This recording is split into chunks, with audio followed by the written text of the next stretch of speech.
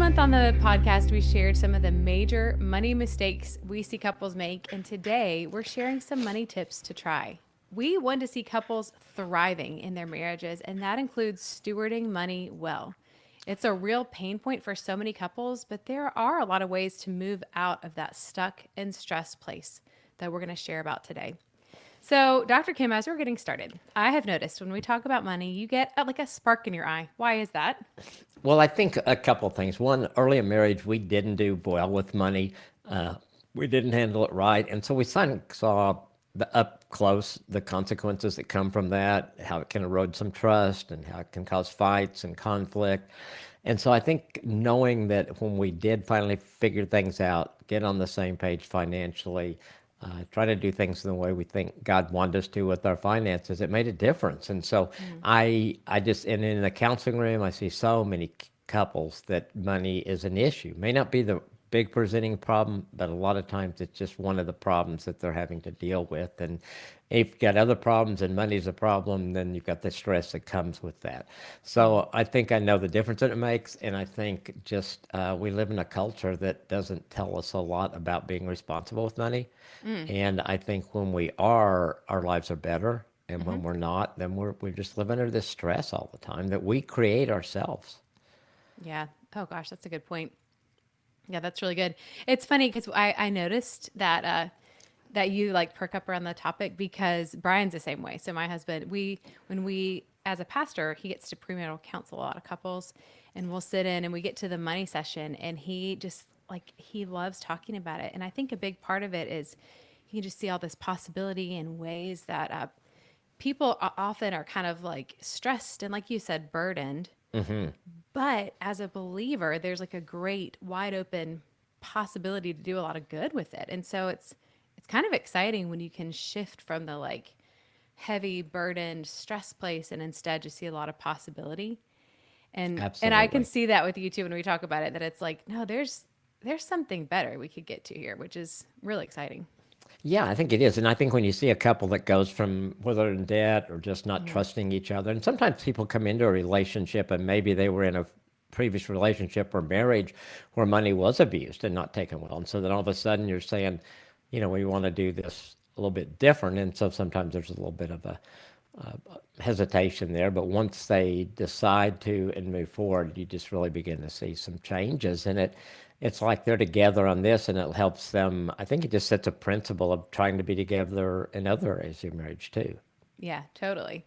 That when you were saying that, like entering into a marriage, it reminded me of a story when we were in our first few months of marriage. We were both still in college. We were both waiting tables. Brian was also working at a coffee shop. So we were like just squeaking by. Yeah. We were making most of our money was in tips. And I remember, I don't know, we were in the sometime in the first year of marriage, but I realized I somehow was not aware, like I hadn't really thought about it, but I was keeping the dollar bills that I made in tips in my wallet, just keeping those for me. But then the tens, 20s, fives, I would put into like our general fund, like our. So I was withholding all of this money, all the singles, all the change or whatever, not really thinking about it, just kind of Yeah. thinking, well, it's my money that I made. I'm going to do what I want with my money. But it was really the first time of having to be accountable to somebody else and thinking about sharing things together. And Brian said, how would you feel if I did that with my money? If I, put some of it towards us and just kept some of it separate. And I was like, oh, well, I guess that's not really fully sharing. And it was such a wake up call for me just because was something new, a new way to think about it. Yeah, because I think we're used to, I mean, if you're single, it's kind of everything's yours, Hmm. especially if you're out of your parents' home and you guys are off in college. And so you kind Hmm. of look at things different. And I think that happens a lot in marriage. Hmm. It's people both work. And so it's kind of, we can get protective of our money. Like this Hmm. is my money. Well, you can have a little bit, but all those kind of things. And I think that's where a lot of times we get in trouble like Hmm. that. And it was good that Brian said something to you early on Yeah. like that, and you could listen to, you guys figured that out. Yeah. It was, I mean, just what a funny process to really, literally from me to we in that. Yes. And kind of sometimes not even realize all the areas that we're sharing until you kind of get into it. And I think money is a really tangible place that plays out. Absolutely. Absolutely. Yeah. So, what would you say to start off with is one of your top tips to try with money? I do think the overall principle of God's the owner, we're the managers is really important because I Mm-hmm. think it take one if I acknowledge everything that we have is really from God, that He owns it all. He's given it to us to steward, to do well with. Well, that puts a different perspective, and it doesn't Mm-hmm. become mine or Nancy's. It becomes okay. This is really God's anyway, and we want to manage this in the best way, in a way that honors Him. We don't do that perfect all the Mm-hmm. time. We still, and it's always something you have to be conscious of because I think in our culture, because of, advertising and everything, there's so many, and I can be impulsive in spending. And so, it's something that I have to continue to work on and, Mm-hmm. and put things in place so that I can kind of keep that perspective. And I think with Nancy and and I think it was probably easier for us starting out, kind of what you and Brian went through, because we had never, we'd been in college, but we'd never really lived single. I mean, our parents were still helping us with college and stuff like that. And so then we got married. We didn't have much, and we both were working, and so it was real easy to put everything together. And we always did. And I know sometimes now when couples get married later in life, or it's a second marriage, and they've used to being single and having everything their own, sometimes giving up that control of money is a difficult thing. And yet I think it just, to me, it can cause us tension, it can cause us conflict. If I bring in 60% of the income and Nancy 40, and we split all the bills 60-40, instead of just saying, hey, this all goes in the same pot, this is all from God, and we pay our bills out of it. That's always worked well for us. Mm-hmm. Yeah, I think that's a good point. I think that view of God first that you always talk about, God first, spouse second, really does apply here with money, because if we're trying to preserve, like, hang on to our money, keep it ours, it wasn't ours to begin with anyway, and so we're really trying to have more of a hold over it than we ever could. So that's going to Yeah, naturally create stress. absolutely. And I think too, it also, when we get on the same page with it, it eliminates that, it builds trust. And I think a Mm-hmm. lot of times,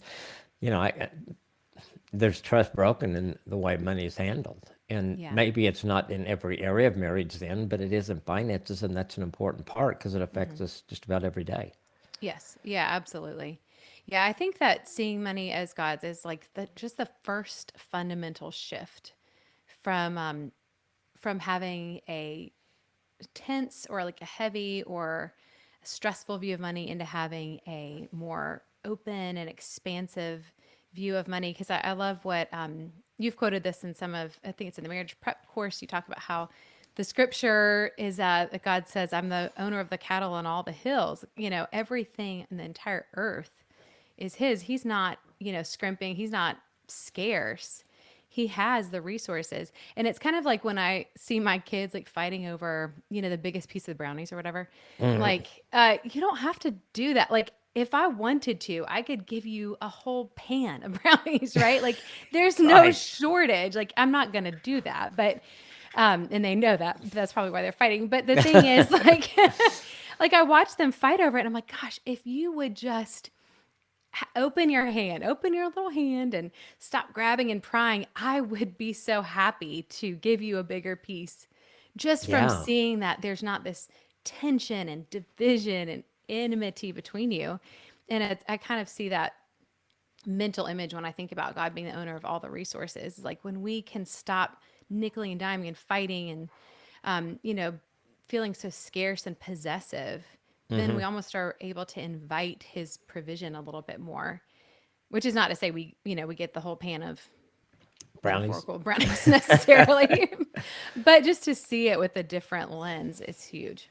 I think it is. And I think for whatever reason, and I think that's hard for a lot of people, because they think, well, I worked, I earned this money. Mm-hmm. One of my favorite classic movies is Shenandoah with Jimmy Stewart. And he's the head of this family back at the beginning of the Civil War, and his wife has died. And one of the scenes, he's sitting at the table with all his kids, and he's getting ready to say grace, and all this food. And so he says, thanks God for the food. He said, we tilled the land, we planted the seed, we harvested, we cooked it, but but thanks God. It's kind of like I did everything, and so it's kind of God's token, as opposed to looking at it that everything really does come from Him. And I think it Right. is a shift. And I think if somebody's listening, they're going, "Ooh, I don't know if I can get there," I would just say, begin praying. Say, God, help me see money through your eyes. Help me see to learn to use it in a way that honors you, and trust God with it because He's not going to do anything to hurt you. Oh yeah. Yeah. Well, and, and all those things you said that we do this and we do that, but who gave you that strength? Who gave you the life, in your Exactly. body, the breath in your lungs Exactly. that allowed you to do that? You got Yep. to take it back to the source. Yeah, that's good. And I think too, there is a call as a Christian to be generous and to provide for our family in a wise way and to leave a legacy. That's something not everyone's able to do or has, a lot of us have, our family hasn't been able to provide that in the past. But if we're wise with our money and careful and considerate, you could leave your family better off than you found it, which is really pretty encouraging to think about. The generosity we talked about last podcast as well, with finding ways to give and Yeah. yeah. Yeah. And I think it just when you, I think that whole concept, I love you brought that up of generosity because I think it changed my mindset when learned it's not because I have to, it's because I want to. And you see the benefits of giving, of helping other people, of, sometimes leaving a waitress a tip that they had no idea they were going to get something, you know, big. Yeah. Yeah. And just being generous and knowing that God's gives us opportunities to do that. And I think, it just is a good example. Yeah. Yeah, that's true. That's really good. So what would be your second money tip to try?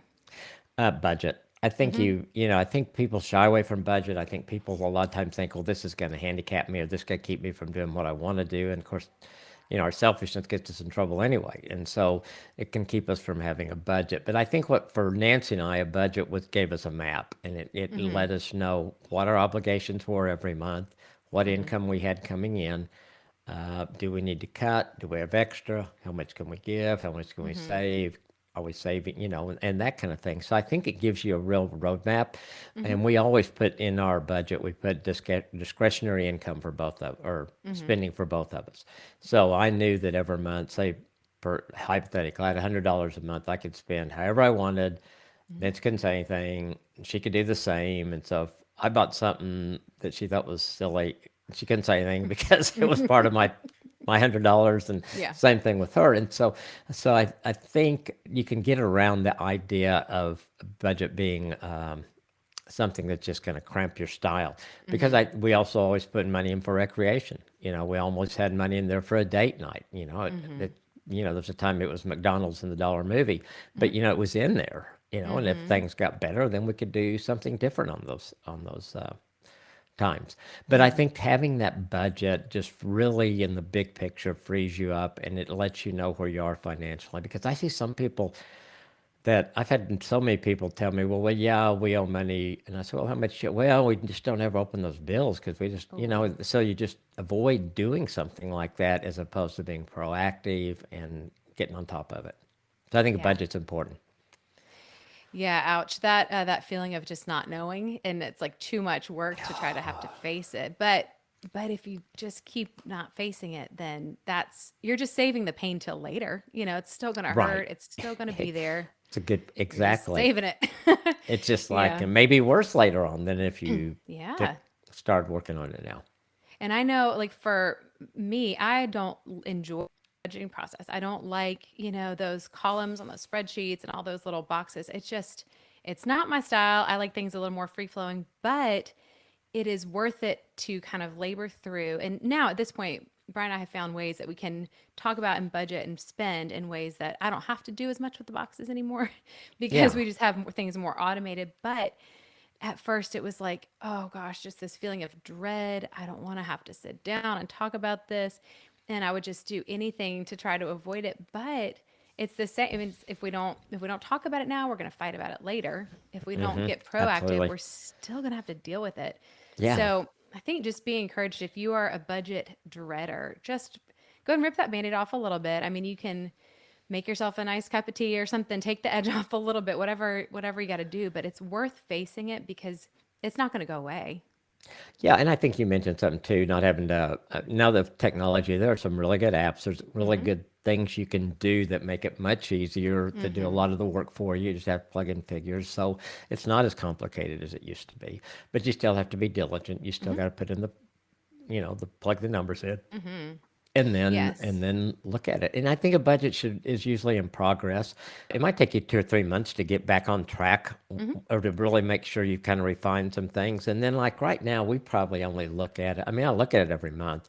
We Mm-hmm. probably only make adjustments a year because we've been doing it for a long time. And Mm-hmm. so, when we kind of end one year and begin to look at the other, do we want to do something different? Do we want to, if we have more, do we want to save more? Do we want Mm-hmm. to plan a trip? Whatever we want to do with it. But I think once you get in the rhythm of it, it becomes natural, kind of like brushing your teeth. We do our budget, Yeah. things like Mm-hmm. that. But I think a lot of people feel like you do at the Mm-hmm. beginning for sure. I don't want to do this. Mm-hmm. This is going to be painful, and so you've got to stick with it till you get the results to see some benefits. Yes, yeah, because then, I mean, at some point, like you said, it's going to become more normal. It's going to become Yes, more your routine. It's not always going to be terrible. And if it is, you need to change some things. You need to make some adjustments. right. Well, like we've went through seasons where we did the envelopes with cash, just partly because I said I don't want to have to keep track of everything, and so it would be, well, here's the cash. That way, I don't Yep. have to. And so that kind of took that pain point out. But for everyone, there's a ton of different systems you could use. Don't labor through a system you hate. Find something you both agree So a on. really good point. Yes. Yeah. Yeah, there are ways to accommodate all different kinds of preferences and to make it work. So don't be stuck on that. No, I do think though, that starting out sometimes that envelope system, which I Mm-hmm. guess Ramsey or one of Mm-hmm. started that.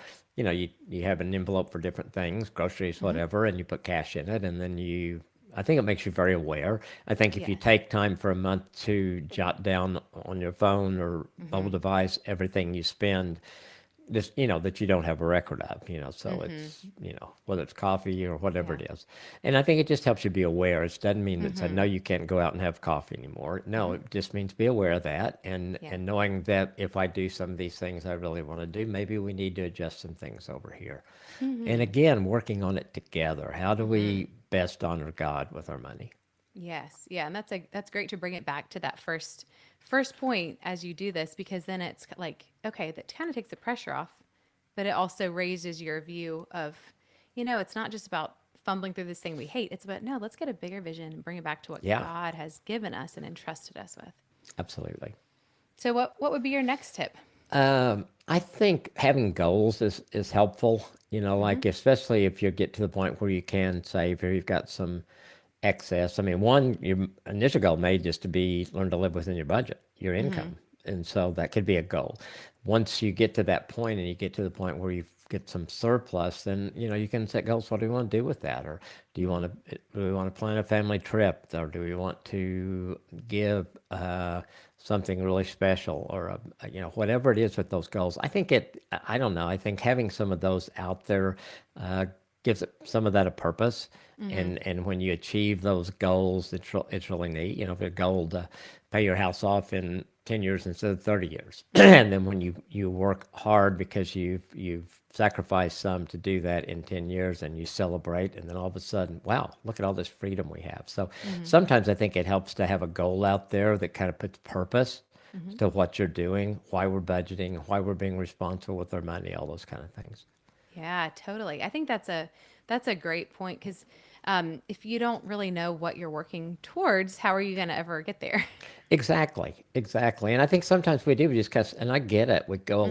along by day and week by week, and Mm-hmm. we're busy, and our kids are busy, and we're in the car or we're, eating on the run, Mm-hmm. and then we just don't take the time to sit down and do some of those things. And so I think anytime we can intentionally sit down and do a little planning, that one thing I think that our weekly checkup guide for Mm-hmm. couples does, there's a financial component to that. And I think when we do something like that every week, it really keeps us on track. Oh yeah. Yes. Yeah, and that's a great way to kind of demystify the process too, to make it part of a regular check-in. Just Yes. make it more normal. I think that's something that the Dan and Kay Aki have done a really great job with that with the Sensei Financial Seminar. They talk a lot about knowing your why and having a purpose for what you're what your financial goals are and why you're making these changes. And they say that's one of the top mistakes people make. So I'll put the link in the show notes to their free budget seminar, 4 budgeting mistakes most people make and how to fix them. So that's a great starting place for kind of implementing some of this tough stuff, like the next steps for that. And I love that they hit that too, because I think without having a purpose, you just are going to fumble. Yeah, and it's been so cool since we began to kind of partner with them on that Mm-hmm. because they brought a component to Awesome Marriage that we wanted to be there. Mm-hmm. And they do such a good job, their heart for the Lord and for Mm-hmm. money. And the people that are going through their free course seem to really benefit from it. So I would Mm-hmm. highly recommend that.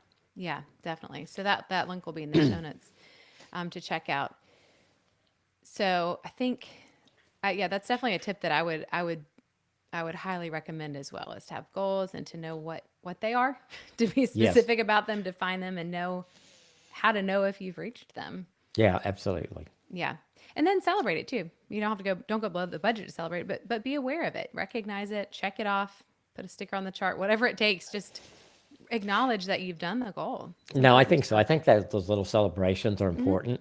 Mm-hmm. It's just fun, even if you're just high fiving each other, Mm-hmm. or maybe you're going to get an ice cream or whatever, Yeah. just kind of celebrate a little bit. Yes. It's been so fun too to we watch some friends go through these processes of kind of facing like student debts and all these things, and making the goal to pay it off.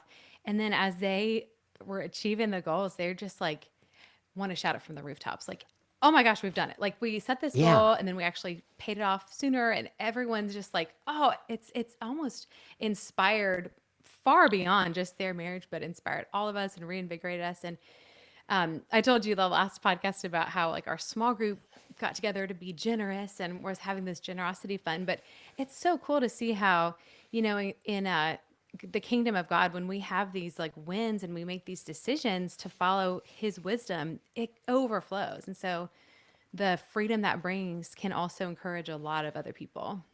Yeah, and I think when you mention it that way, I think it can build our faith too, because I Mm-hmm. think, especially when you get into giving, I think that's, as I understand it, the only place in the Bible where God says, "Test me," Mm-hmm. is with our finances. Mm-hmm. And so if we do that, I think it's hard to explain it, but good things happen. Mm-hmm. When we're faithful, when we tithe, when we acknowledge that this really is God's and not ours. All those things go together to really Mm-hmm. making money, which can be such a problem, really something that can be really positive in your marriage.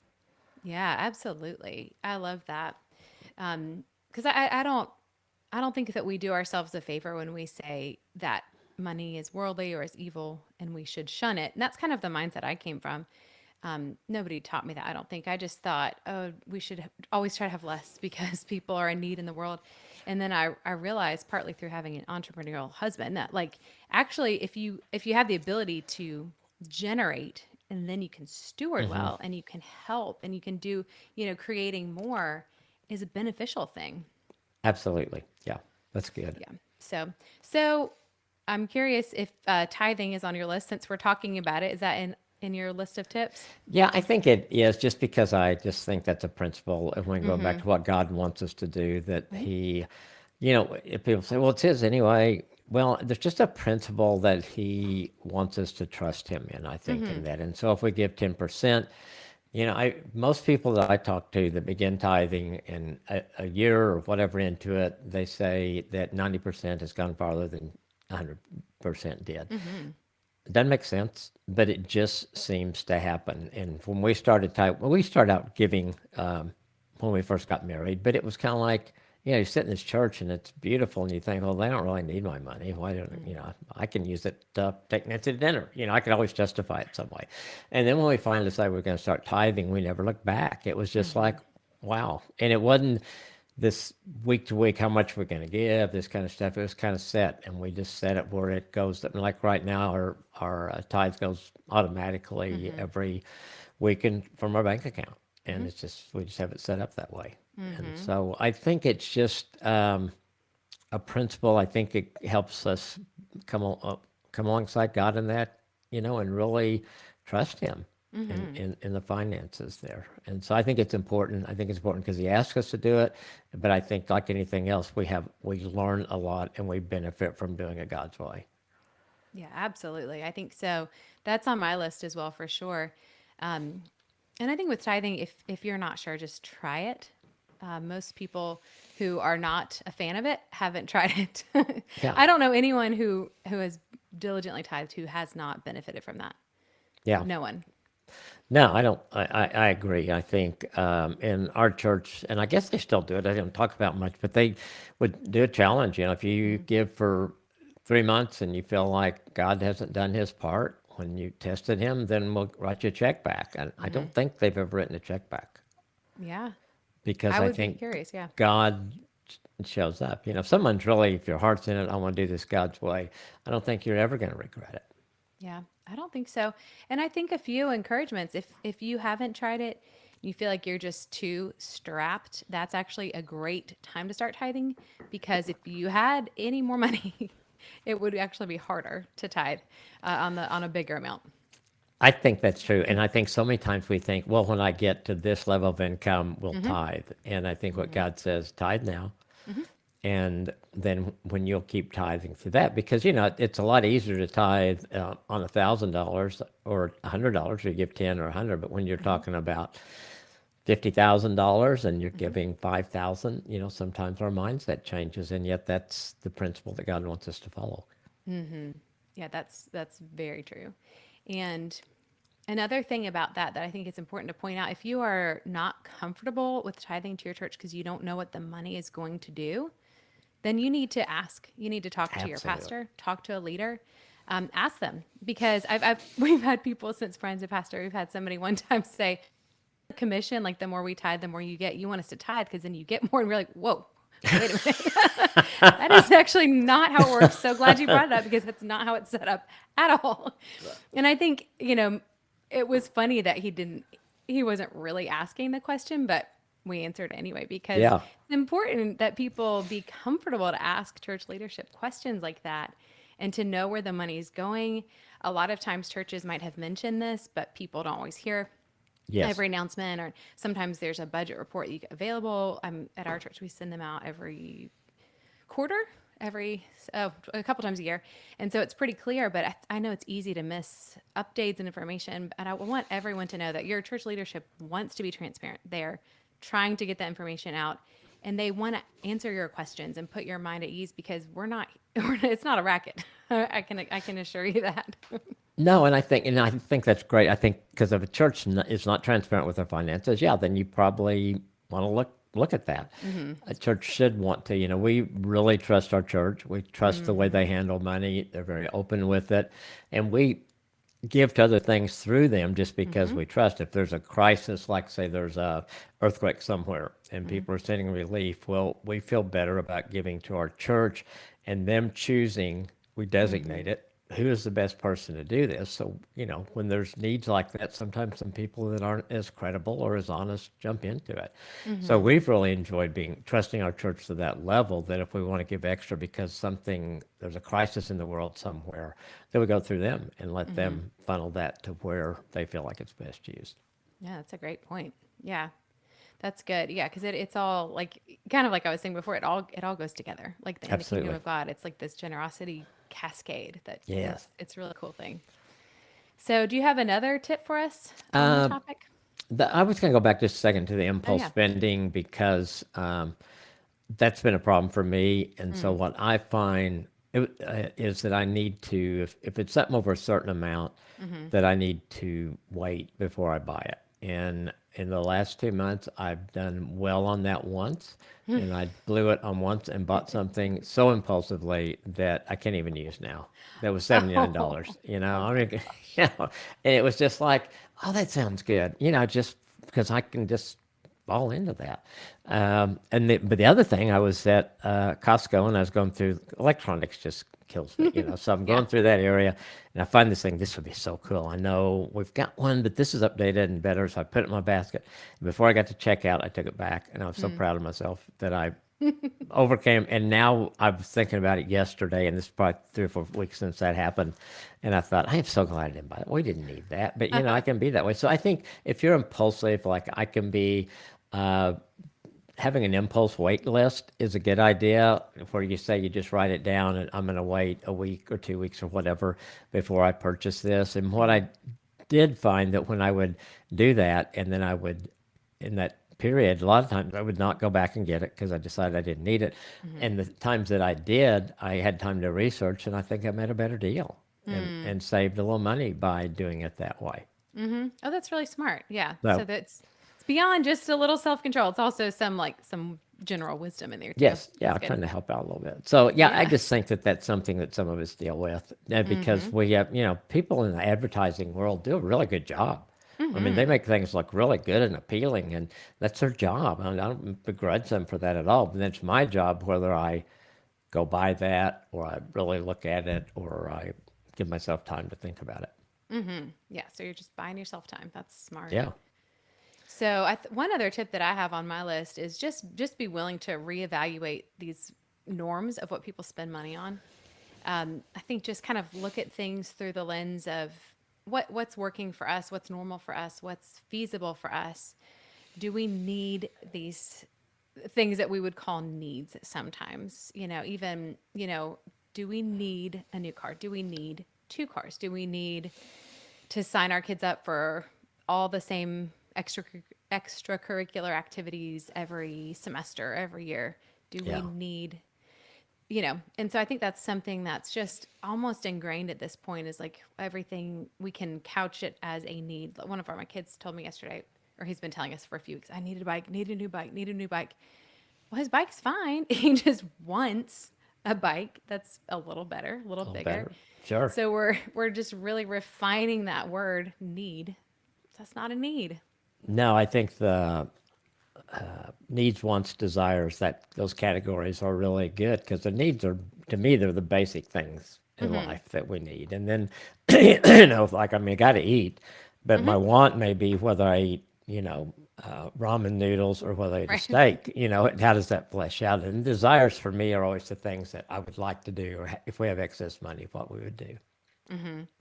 Yes, it's a very open tab in our house because there's a lot of we just keep bumping up against this over and over. I'm like, this none of these things are needs, but I get it. Like you want it, it's a desire, that's fine. Let's put it on the list. Let's work towards that goal. But I think it's a Yeah. really important distinction for us adults as well. Right. I'm not going to die of starvation because I don't get my new bike Right. or my new Right. car or whatever it is I Yeah. want. And I think it is. And I think, that goes back to advertising and stuff. I'm sure he's Mm-hmm. seen a bike that he would love and it Mm-hmm. probably looks so cool and he would feel so good on it and just Mm-hmm. think, I'm the best bike rider in the world and all that Mm-hmm. stuff. And I can remember doing that. A Mm-hmm. new bike was just like a huge deal. Oh yeah. Yeah. And especially if it was under the Christmas tree. I can Yeah. remember a couple of times that was. It's like, oh my gosh, my parents are crazy, but Santa gets it. uh, Yeah, too bad he didn't need this bike around Christmas time. We might have been able to pull a Might have been a string or little two. I different, don't know. right? I don't know. Maybe he'll learn that. Fish with at Christmas. It was fishing. Fishing was the need at Christmas. So Ah, yeah, it's just this serial idea haver. It's very oh yeah. fun. Well, do you have any other tips for us on your list? No, I think what you were, I kind of, my last one was making wise choices, and I think that's Mm, kind of what you were saying there. Um, yeah, just, I don't know. I feel good. I think there's a point where I felt if I really follow God's plan, I'm going to not get anything I want. hmm. Learn that learning to follow his plan and asking him to help me make wise choices, there's so much more joy and contentment Hmm. in that than buying things or being impulsive about things that in the big picture, very few of those things are even, I'm even going to remember them a year from now. Hmm. Yeah. Oh, that's a great point. And I think contentment is something it's you can't overstate the power of contentment. And No, sometimes the only way to learn it is just by kind of making those choices that are hard, like your impulse buying list or like putting yeah, something on the back burner and just kind of realizing it's okay. We've got everything we need and recognizing that and having gratitude just makes everything, the peace that that brings is worth more than the stuff you could have bought. Absolutely. Absolutely. Yeah. Well, so Dr. Kim, this has been a really helpful It's conversation been today. fun. We've covered a We lot did. here. But do you have any final piece of advice for our listeners today? Well, I think there's a couple things that we've talked about today that have hit me, and I hope some of you guys feel the same way. And just take time out and just Mm, begin to say, hey, where are we with money as a couple? What do we need to do to make it better? Maybe take some of the principles that Lindsay and I've talked about today and kind of go through those and say, how does this fit us? How are we doing? And seeing God as owning everything and us managing. How do we have? Are we too separate in our money? Do we mm-hmm. have a budget? Are we making good choices? All those kind of things we've talked about today that you go through. And I think if you'll take time to do that, set some plans in place, a year from now, you'll be so much better off with your finances than you are today. Yeah, that's a good word. That's really encouraging, and that's definitely worth trying for sure. Yeah, So I appreciate absolutely. you giving us that encouragement. So we hope and pray this conversation has been helpful to you. We thank you so much for choosing to spend some time listening to us today. And always remember, if you have any questions, if you have any concerns, or if you have anything you just need to follow up on, you can find us all the time at info@awesomemarriage.com. You can always DM us on social media and we'll respond to you there. Have a great day and do something awesome for your marriage today.